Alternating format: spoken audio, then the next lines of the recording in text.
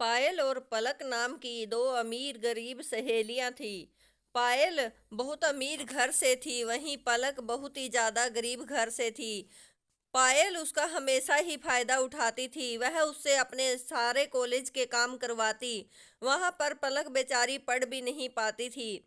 पायल उसे सिर्फ स्वार्थ की ही दोस्ती करती थी, जिससे कि पलक के अपने पेपर में भी अच्छे नंबर नहीं आ रहे थे। उसकी टीचर उसे बोलती है कि तुम्हारे अच्छे नंबर नहीं आ रहे, ऐसा चलता रहा तो तुम एक दिन फेल हो जाओगी। उधर पलक की माँ भी उसे समझाती है कि पायल तेरा फायदा उठाती है और तू उसके सारे काम कर देती है।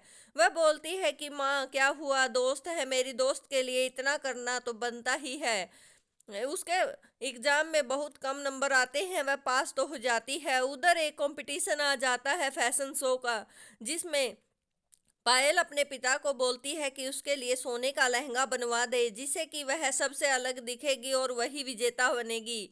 उसका पिता भी बहुत अमीर था और वह फट से हाँ भर देता है और उसके लिए सोने का लहंगा बनवा देता है। एक दिन पलक और पायल दोनों जा रहे थे तो पायल पलक की बात पर हंसती है कि वो भी फैशन शो में हिस्सा ले रही है।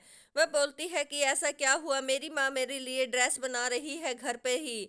वह बोलती है अगर तू ऐसे ही घर की बनाई हुई ड्रेस पहन के गई तो तू अपना तो मजाक बनवाएगी ही, मेरा भी मजाक बनवाएगी। वह उदास मन से घर आती है और उसकी माँ बोलती है कि मैंने सोच लिया है तेरे लिए घास का लहंगा बनाऊंगी और तू उसमें मेरी मदद करना, तो इतना सुंदर लहंगा बनाऊंगी। वह उससे बोलती है कि तुम इतना उदास क्यों हो। वह कहती है माँ मैं इस प्रतियोगिता में हिस्सा नहीं लूंगी। पायल ने सोने का लहंगा बनवाया है और कहा मैं घास का लहंगा पहन के जाऊंगी। उसकी माँ उसे अच्छे से समझाती है कि बेटा कंपटीशन में भाग लेना ही बहुत होता है, हार जीत तो होती ही रहती है, हार जीत के ऊपर ध्यान मत दे। वह अपना बहुत सुंदर लहंगा बना लेती है और वही लहंगा पहन के वह कंपटीशन में जाती है। वह बाहर पायल की वेट में खड़ी होती है। पायल अपनी अमीर सहेलियों के साथ आती है और उसका मजाक उड़ाती है।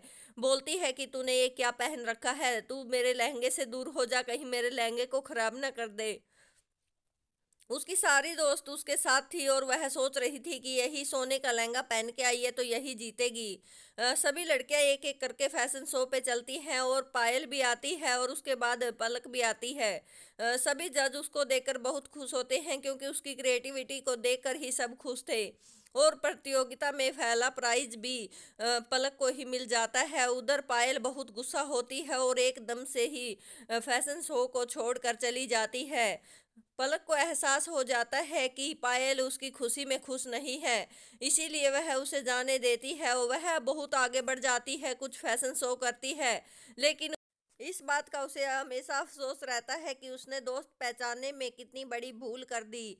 वह उसे अपनी कितनी अच्छी दोस्त समझती थी, लेकिन वह उसे सिर्फ स्वार्थ के लिए ही दोस्ती किए हुए थी।